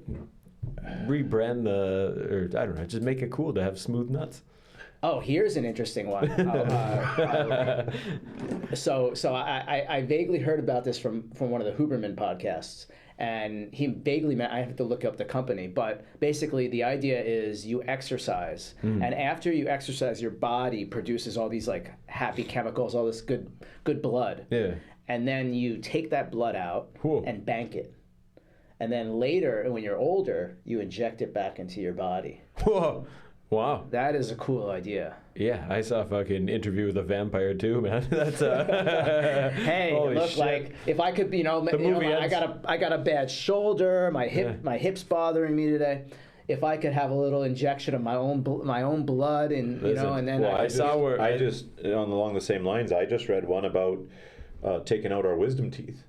Yeah, That wisdom banking teeth are full of stem cells Yeah, and regenerative yeah. cells that if you ever had problems later in life, you could store Listen, your guys, own stem they cells. tried all this shit on Epstein's Island. It didn't fucking work, all right? They were taking, But they said they're taking the we're stems. we're wasting like great resources. We just take them out and throw them out when maybe they should be stored and kept for later in life if you need. same with the some kind of umbilical procedure, cord. yeah. Like when a baby's born, that thing is worth a lot of money. Yeah, man. I didn't pay for that. They offered that They did. How umbilical much cord was it? storage, Yeah, 10 yeah. grand or something. Yeah. Yeah, fuck. They probably took it and they have it, they're selling it to some woman that could inject it into their Dude, lips or Epstein's something like Island. They're all on Epstein's Island. Did you see that guy that was like Korea had the famous the foreskin Yeah, The foreskin facial. face cream. That's fucking Sandra Bullock. She's rubbing You ever the tried that, foreskins on Yujin? her face. No. Yeah.